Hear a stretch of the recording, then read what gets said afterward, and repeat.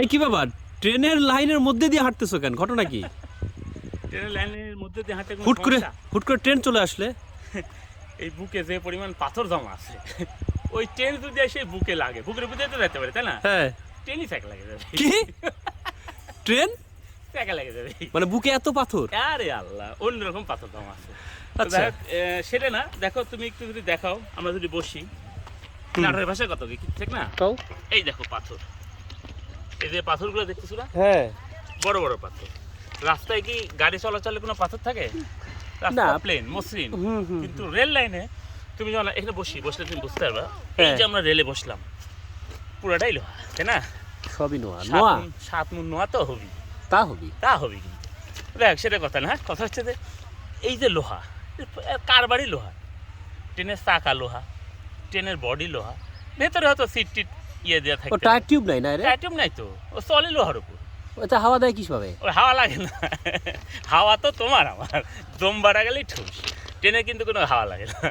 এ ভালো কথা বলছো তো। এই মানুষ হাওয়ায় চলে। মানুষ হাওয়ায় চলে, ট্রেনে কোনো হাওয়া লাগে না।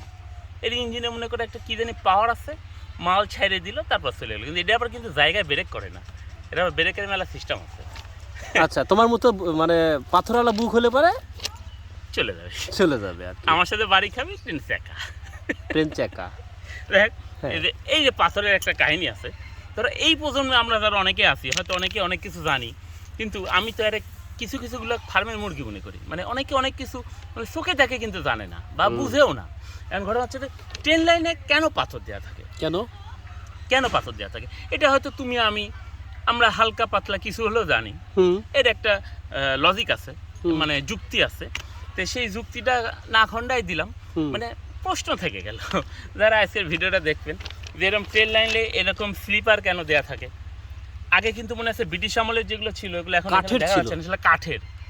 এখন তো শালকাঠ। এগুলো কিন্তু পরে আসছে। হ্যাঁ, শালকাঠ। এখন তো ওই যে এখন পাথরের ওগুলো চেঞ্জ হয়, যেহেতু ওগুলোরও মেয়াদ উত্তীর্ণ হয়ে গেছে, কাঠগুলা বয়স হয়ে গেলে যেটা হয়, ওগুলো চেঞ্জ হওয়ার পর এখন আবার এই যে ঢালাইয়ের স্লিপার আসছে। ঢালাই স্লিপার আসছে। এই কারণে যাই হোক, ওই বিষয় না, যে পাথর কেন দেয়া হয়, এটাই প্রশ্ন এটাই যে রেল লাইনে হাঁটতে মজাই লাগে, কিন্তু রেল লাইনে মজা করার জন্য ভিডিও করলাম, এটা ঠিক, কিন্তু সতর্কতার সাথে হাঁটতে হবে। আমরা দুই সাইডে অলরেডি দেখে ফেলেছি, মানে এখন ট্রেন চলে গেছে, ট্রেন আসার ও সময়। তার মানে বুকে যতই পাথর থাক, বুকে যতই পাথর থাক, ট্রেন হইতে সাবধান। আর ট্রেন লাইনে যখন তখন হাঁটাও যাবে না, কারণ আমরা যদি লাইনের ট্রেনের সময়সূচি না মেনে চলি, এটা একটা বিপজ্জনক জায়গা। এখানে সবসময় ছবি তোলাও যাবে না, ভিডিও করা যাবে না, কারণ আমাদের মস্তিষ্ক অনেক সময় ছবি তোলার দিকে থাকবে, হুট করে ট্রেন চলে আসবে এবং সেই রোড তখন শেষে ছবি হয়ে যাব, আমরাই ছবি হয়ে যাবো।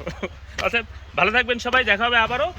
আর ট্রেনে ছবি তুলতে চাইলে তোলা যায়। ভালো থাকবেন।